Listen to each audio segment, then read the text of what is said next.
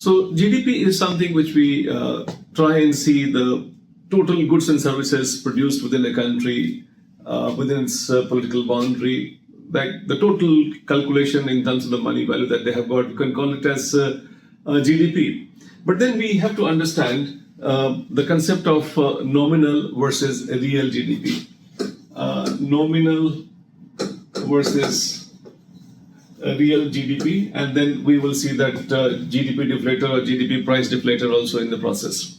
So if you look into that nominal GDP, if you have got all the money which is or the goods and services that it is able to produce, it's called as GDP. When we say GDP, we basically referring to as nominal GDP.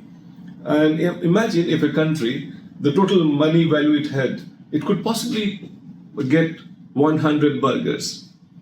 Next year, that money value goes up to 200 rupees, and still it is able to buy 100 burgers only. So initially 100 rupees, 100 burgers. Next year, 200 rupees is still 100 burgers.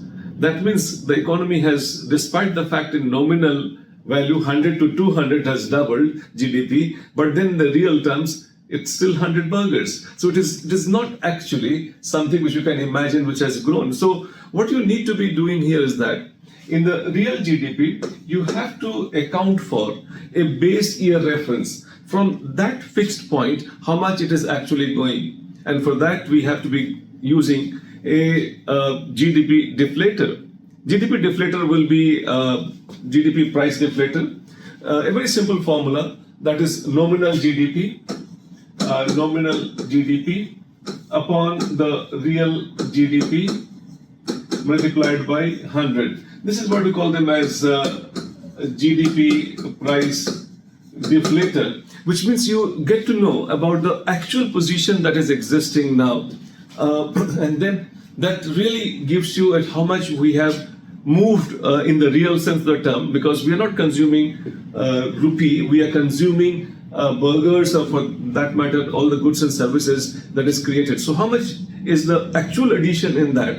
For that, you have to go for the real GDP, and then you have to factor in the price deflator, the kind of inflation. I suppose in simple terms, you all know that inflation is reduction in the value of money that has happened. In my example, if I give you, for 100 rupees, you buy 100 burger. For 200 rupees, you're buying still 100 burger. There is the value has reduced to half. That you can imagine that initially burger was for 1 burger, 1 rupee. Now we got 2 rupees, 1 burger.